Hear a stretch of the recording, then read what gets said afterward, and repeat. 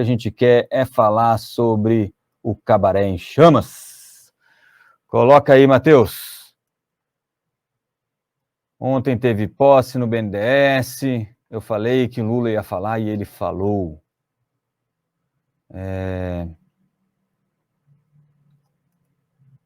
Cadê, Matheus? Cadê você?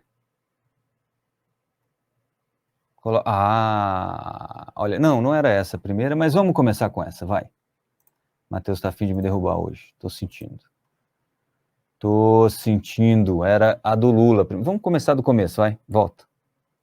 Começa com Lula, senão tem um encadeamento nessa história. Vai no primeiro lá, não tem explicações para a taxa de juros a 13,75, diz Lula.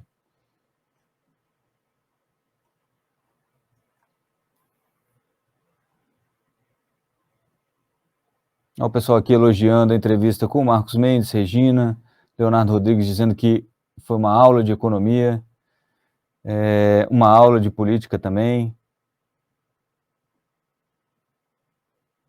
A Felipe Big Phil sabia que ele assistia Chaves, ser troglodita é para poucos. Tá aí, várias referências aqui, Big Phil. Fique conosco. Ai. 13,75, taxa Selic é a maior do mundo, não é verdade. É o juro real nosso, que é um dos maiores do mundo, porque você vai pegar a taxa lá na Turquia, na Argentina, está mais alto, mas também não dá para comparar, né? Mas comparando aí com os países que estão mais ou menos tranquilos, a gente está com a maior taxa real de juros do planeta, né? Não tem explicações, diz o Lula aí, taxa de juros a 13,75. Pode subir, Matheus, só para a gente pegar as aspas do Lula aí. Do Lula lá. Ele disse que é uma vergonha, ó, essa última decisão do Copom. Tava pé da vida o nosso presidente, paz e amor. Se a classe empresarial não se manifestar, se as pessoas acharem que vocês estão felizes com 13,75, isso aí foi durante a posse lá no BNDES, tinha gente do setor produtivo sentada ali nas cadeiras, de olho nesse discurso do Lula. O mercado financeiro também parou para dar uma olhada para ver se ele ia continuar, subir o tom nessa briga entre Lula e Roberto Campos Neto. E aí diz ele, sinceramente, eles, o Banco Central, não vão baixar os juros se vocês fizerem de conta aí que vocês estão felizes com 13,75.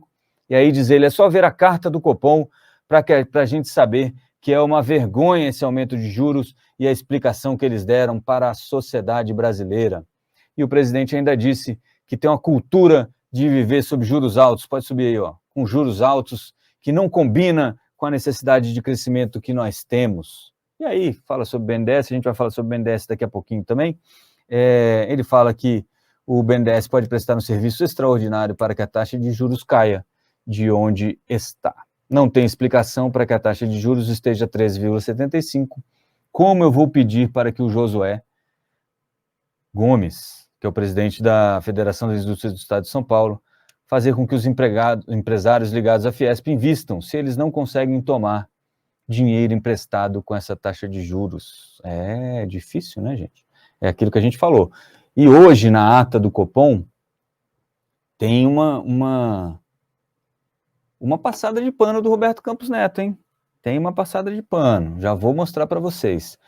Porque o Lula falou isso, e aí, Matheus, eu coloquei uma matéria aí depois, que é do Haddad, falando que o Banco Central podia ter sido mais generoso. Pula essa da autonomia, e aí vamos para o Haddad. Olha aí, ó. O Haddad disse que o Banco Central, isso no final do dia já, podia ter sido mais generoso após as medidas anunciadas pelo governo. Pô, ele falou, poxa, meu amigo Roberto Campos, né? Esse diálogo, eu imagino que tenha sido desse jeito. Ele ligou para Roberto Campos, que está em Miami, e ele falou, ok, Roberto Campos. E aí passaram por Roberto Campos, e ele falou, meu querido, nós temos conversado tanto, por que você me fala que a gente está com muita incerteza fiscal? Eu apresentei aquele pacote cheio de medidas que vão equilibrar o Brasil fiscalmente, e você não fez nenhuma menção a isso.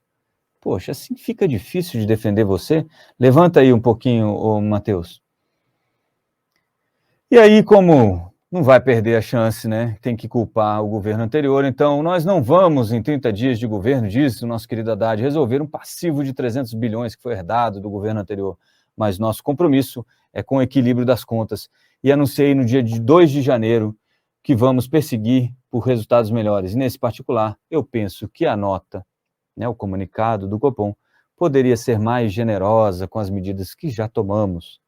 Eu entendo que nós vamos harmonizar a política fiscal com a política monetária. Não vou nem ler o resto, porque o que o Haddad fala ali depois é um metaverso haddadiano, não faz sentido nenhum. Pode tirar, Matheus.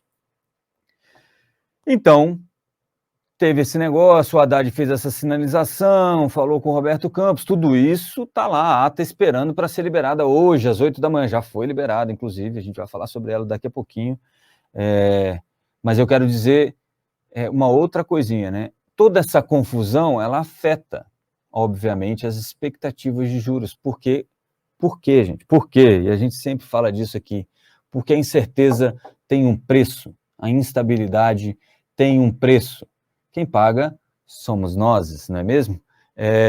Então, a curva de juros futuros abriu, obviamente, já vinha abrindo desde a ata do Copom, que já indicava que o tom tinha subido, o Roberto Campos Neto, ou o Copom, né, o Comitê de Política Monetária, tinha indicado ali que a gente estava com uma incerteza fiscal elevada, né, um ambiente de muita incerteza, e que por isso ele talvez deixasse o juro mais alto por mais tempo, e deixou esse negócio na mesa. O Lula veio logo em seguida, deu uma entrevista falando que era bobagem, de novo, a independência do Banco Central, para que serviu a independência do Banco Central, está aí o juro a 13,75 e o Brasil precisando crescer, que a gente tem uma dívida social muito maior que uma dívida fiscal, e embora a gente tenha que pagar as duas, a gente tem que dar prioridade para uma, e ele, obviamente, vai dar prioridade para o social, certo? E aí o que acontece com tudo isso? Isso impacta, e aí pode colocar outra matéria aí, Matheus, impacta as expectativas de juros, né? Porque se você baixa o juro na marretada hoje, a inflação talvez não fique sob controle e lá na frente você vai ter que aumentar a inflação. Pode voltar aquela que eu pedi para você tirar lá no comecinho? Não. Questionamento sobre a autonomia do BC. Tá aí, ó. E aí a nossa querida Rafaela Vitória ontem tuitou que esses questionamentos sobre a autonomia do BC estão impactando aí as projeções do mercado, né? O relatório Focus mostra que a previsão para a taxa básica de juros passou de 9,5 para 9,75 lá em 2024 e de 8,5 para 9 em 2025. Então a gente está parando, e eu já, vou contar para vocês, hoje a gente vai falar sobre o verde aqui, uma conversa que eu tive com o Stuberger me falava que ele acha que a gente tem um piso na taxa de juros, que é o double digits, né? Se a gente chegar a 10 dali para baixo, a taxa de juros é muito difícil de cair. E toda essa confusão está trazendo todas essas expectativas para os 10%, tá? Diz aí o tweet da Rafaela Vitória, que é economista-chefe do Banco Inter, já esteve aqui no nosso programa também, muito didática, muito inteligente, uma economista ímpar também. Os questionamentos sobre a autonomia do Banco Central e a meta de inflação já impactam as expectativas de mercado de longo prazo. Querer forçar uma redução dos juros no curto prazo pode custar uma taxa mais alta por muito mais tempo. Focus, que já teve Selic em 2025 a 7%, agora está em 9%. Baixa ali para o gráfico que ela colocou, Matheus. Ela botou um gráfico, esse gráfico aqui sai do próprio Boletim Focus, se vocês procurarem lá, vocês vão achar. E aí, cada linha dessa aqui se refere a um ano específico. Cadê a legenda, Matheus? Está aí embaixo, não? Não vou lembrar aqui, mas, salvo engano, esse vermelhinho, essa curva vermelhinha, o azul é o de agora, né? O vermelhinho é do ano que vem, amarelo do ano seguinte, e 2026 seria essa linha preta, quase imóvel aí. Mas você já nota uma pontinha para cima em 2024, 2025, porque o mercado começou a achar que, olha, então o Banco Central vai baixar o juro na marretada, porque o Lula está falando que tem que baixar, ou ele vai trocar o presidente do Banco Central e baixar o juro, e aí lá na frente vai ter que ter juro mais alto, não tem jeito, né? Uma hora você tem que pagar a conta, não tem jeito, né? Que digam aí algumas outras pessoas. Pode tirar, Matheus.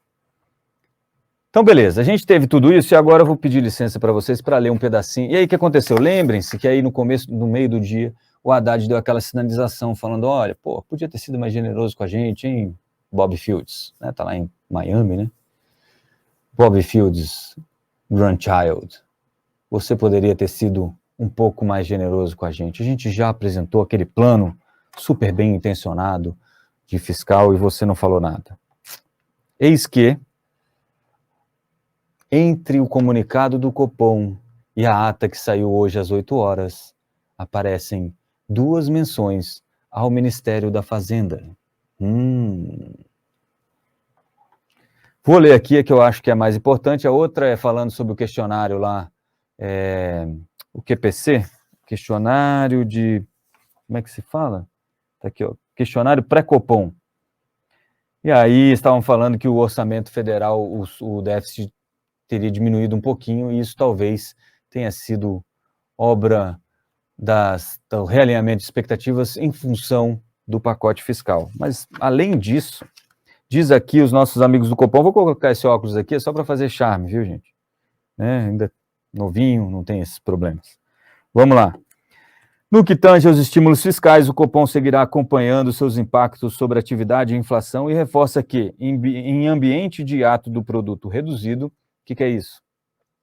Hiato do produto reduzido, a gente já falou sobre isso, é a quantidade potencial de produto que você consegue fabricar e o que você está fabricando. Quando esse hiato está próximo do potencial, significa que se você, pelo menos alguns modelos econômicos, alguns modelos vão dizer isso, né? Como você não tem espaço para aumentar a produção, esse dinheiro que você está colocando no mercado vai gerar pressão sobre o preço, né? Porque se eu tenho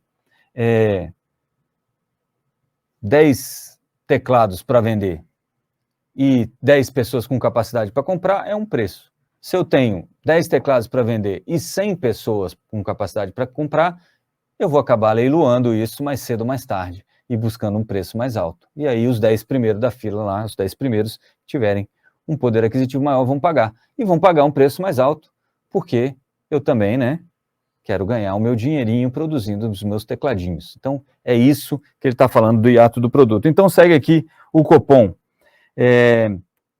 Em ambiente de hiato do produto reduzido, os impactos sobre a inflação tendem a se sobrepor aos impactos almejados sobre a atividade, que é esse negócio que a gente acabou de falar. Alguns membros do Copom, olha aí, essa frase, ela veio como mágica. Alguns membros notaram que a execução do pacote apresentado pelo Ministério da Fazenda, olha aí, Haddad, a generosidade, deveria atenuar o risco fiscal e que será importante acompanhar os desafios na sua implementação. Tá aí. Um Banco Central mais generoso, a gente vê por aqui. Que coisa bonita. Você vê as coisas, o Roberto Campos Neto, então, dando um passinho para trás para tentar diminuir um pouco a temperatura dessa conversa.